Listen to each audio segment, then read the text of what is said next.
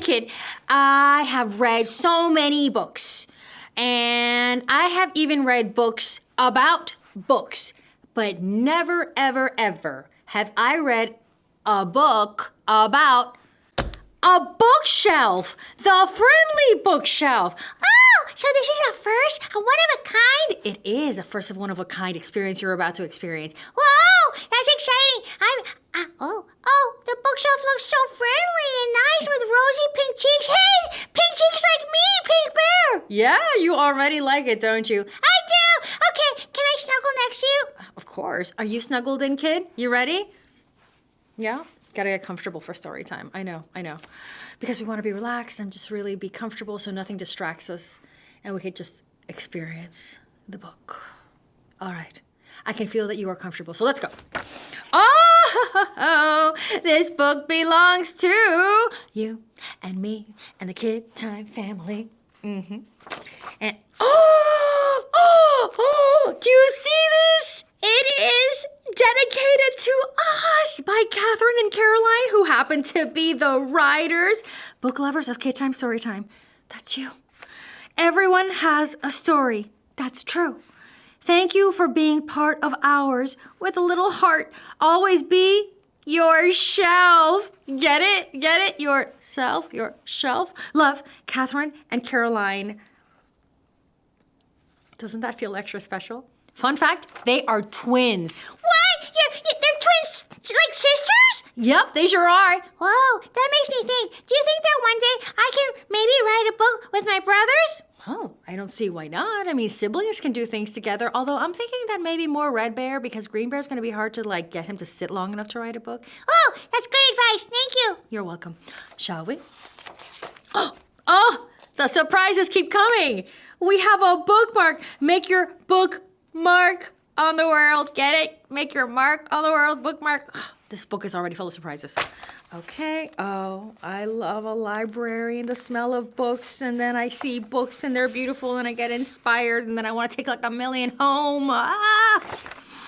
Once upon a time. I know, those are your favorite 4 words, right? You know it. Once upon a time, in a library like any other, there lived a little bookshelf named Bibley. When the library first opened, Bibley was its only bookshelf, able to hold all of its books on his own. And there it is. Opening day, Bibley looking super proud. Opening day balloons, everybody's crowded around him. This kid's leaning up against Bibley and enjoying a good read. It must have started off as a very small library, right? Kind of like a library that one would have in one's home. But as the library grew, it wasn't long before the librarians had to bring in another bookshelf, and then another, and then another. And before he knew it, Bibley found himself hidden away in the very back corner of the children's section, alone and mostly forgotten. What? But the children's section is like the most fun section of the library, and it's got reading mats on the ground that you could lay on, and they have the most colorful books. It's so sad. Bibley rarely had visitors. Oh, with the exception of one person, Ms. Grammer. Oh, now I feel sad for Bibley. Oh, look, she's still smiling. Must be happy to see Miss Grammer. Yeah, that's what I'm thinking. Every afternoon, she would come pick a book off of his shelf for story time!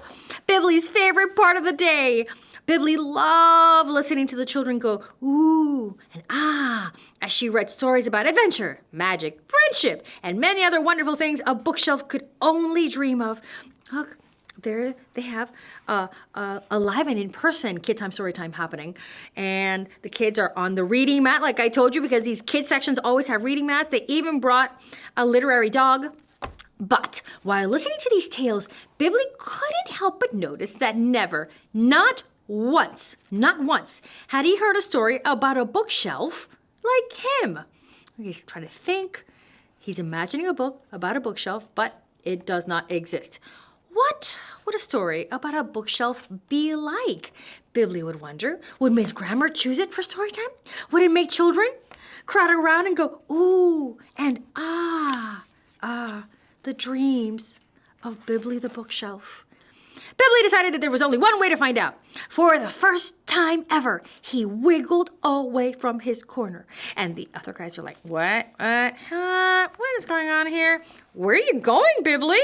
The other shelves asked. Why, I'm going to go look for a book about a bookshelf. And the others gasped. A book about a bookshelf? They cried in perfect unison. Oh, no, Bibley, said the straightest, sturdiest, and most spacious bookcase, or as the other shelves called her, the queen bee. Bookshelves are meant to hold stories, not have ones of their own. Oh, really? Oh, and there's fine print. Gotta go look for the fine print really close. Let's see here. A bookshelf likes one thing. Hold the stories of others, but never their own. Oh, they even put that on a poster? Oh, it's very specific. Discouraged, Bibley returned to his corner. Still carrying the question, could there be a story somewhere out there about a bookshelf like me? The next day, Bibley tried to be the best bookshelf he could be. The other shelves looked on proudly as he stood just as still, straight, and silent as them. But you notice they're giving him the side eye, like they're suspicious. Like, this guy's starting to move around. And she's like, I got my eyes on you, Bibley. This one, too. This one looks super judgy. But when a girl wandered in looking for a spot to sit, that must be her right there, Bibley began to feel antsy. Bibley watched as this girl, right there, glanced about for any place that could be hers, and he noticed a tear form in her eye, and then another one. Was she sad about something? I just can't stand still, Bibley thought. What would happen if I... Oh, that ... means something. It means unspoken thoughts are happening. Ignoring the disapproving glances of the surrounding super judgmental shelves, Bibley scooted to the side as much as his little corner would allow and made space for her to sit. Noticing the empty spot, the girl made her way over to Bibley. The little bookshelf couldn't help himself. He smiled, and to his surprise, the girl smiled back. Bibley could hardly believe it. Someone was smiling at him. In that moment, all he could think to do was say, in his best library whisper, of course, "Hello, hello," the girl whispered back. "My name is Cassie. What's yours?" "My name is Bibley," the little bookshelf replied. "Bibley the bookshelf." The next day, when Cassie returned to the library, oh, she's back. She immediately sat down next to Bibley. Oh, it's like they're pals. And then the day after, and the day after that, Bibley had never been happier. And it just so happened that he began to notice others, like Cassie, who were in need of a little bit of help. Look at that, the eyeball looking again, and Bibley's all like, I can do this. Once again, he found himself thinking, I just can't stand still. And off he went, lending the kind of helping hand that only a bookshelf can. So, oh, look at that. Became a warm resting spot for that literary dog who likes to visit, and leaned down so that this kid could reach the book on the top shelf. And look at that, and stuck his tongue out and played and smiled at the little baby who's waiting for his mom to check out some books. Oh, and helped the cat be able to climb from one shelf to another by leaning in closer to that shelf. And then here's the kid who is helping, dragging her grandfather, I'm going to say, closer in, and he's offering the book that he knows that she likes so she could find it really quickly. Oh, butterfly. One day, as Bibley and Cassie were helping tidy up the library before closing time, a familiar question crossed the little bookshelf's mind.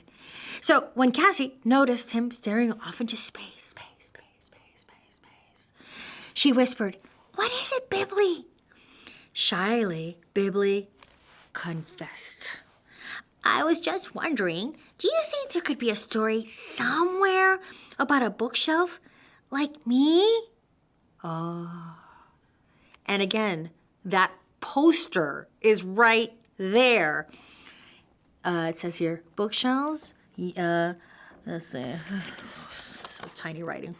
Let's see. Bookshelf, one thing and one thing alone. Hold the stories of others, but never their own. I don't think I've ever heard of one before, Cassie began. Bibley's shelves drooped in disappointment. But, Cassie continued, everyone has a story, Bibley. That's true. Everyone has a story.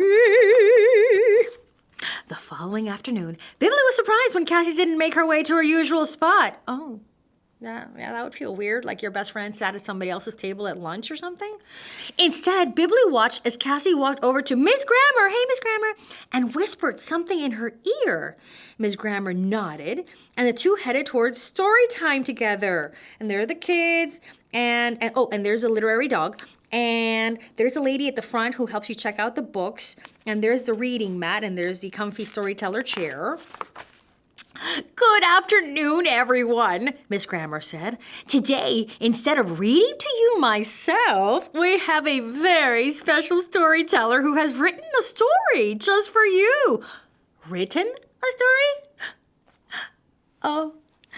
Miss Grammer gestured towards her chair. Cassie, would you do the honors? Bibley looked out from his corner in amazement. There he is, peeking over, as Cassie sat down in Miss Grammer's very own StoryTime chair. In Cassie's lap was a book that Bibley had never seen before. Now, everyone in the library watched, wide-eyed, with curiosity, like this. As Cassie opened up her book, took a big breath, and began to read. Once there was a bookshelf, unlike any that was or ever will be. I think Bibley's getting what he wanted all his life. Yes, his very own story, Pink Bear. Yeah, wow, I can't wait to finish hearing this. I'm so happy. I feel sentimental. I'm so happy for Billy getting his dream coming true. I know. He's waited and hoped for so long. Ooh, the kids love it. Look, she drew herself. She's going to be an illustrator and an author. She's leaning up against Bibley, and there's Bibley smiling. That's a really good picture of Bibley. And then here it is. And she's showing how Bibley helped this kid reach at the top shelf. And then everybody's like, oh, yeah, and as Bibley listened to the story and watched children crowd around and going oohing and eyeing, the little bookshelf slowly began to step out of his corner. Where are you going, Bibley? The other shelves asked, all surprised and looking, all like they do.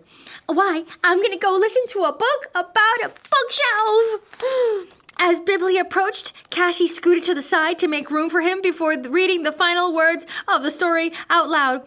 For he is a friend to all, and he is a friend to me. And look, he sat down. That's a very flexible bookshelf. And leaned over and smiling, and everybody's applauding because it's so good, right? I love it when I see someone's dreams coming true. As Cassie closed the book, everybody and every bookshelf in the room burst into applause for the very first story about a bookshelf ever told. You guys, this was a historic read. Historic! As Bibley stood beside his friend and looked out at the library, now quite unlike any other, he suddenly saw everything in a brand new light. It's true, Bibley thought, more certain than ever before. Everyone does have a story, from a bookshelf like me to a person like you. Butterfly, literary dog, reading kids, Miss Grammer, happy bookshelf, happy future author illustrator. The end. Or is it really the beginning? Because you're just starting to write your own story, right? And it says here, I went backwards because I love this picture so much, and I wanted to point out, they talked about how everything looked like it was in a brand new light, and you see how the light is streaming in, and because you see the shadows. And that poster before has been replaced. You see, it is gone. The one that said that there were limits to a bookshelf and what it could be and it couldn't be a book, gone. Now it says, be your shelf. And there's that grandfather with a kid, and she's checking out, what is this one? Everyone has a story. And oh, that's nice because you can reach otherwise. And they're reading over here, and they're reading over here, and he's reading over there. And look, even the baby's gonna start reading books. And there are kids and butterfly meaning hope everywhere. And there's even a literary cat. I hadn't noticed that one before. I wonder if he's been here the whole time. And that was a historic first ever book written about a bookshelf. I'm so happy to see that his dreams come true. It makes me think that anybody's dream can come true. Pink Bear, anybody's dream can come true. You just have to believe in it. Yeah. And work for it. Yeah. And share it with others, because sometimes other people, Like our friends? help us make those dreams come true. All right, kid. Go out there and write your own story.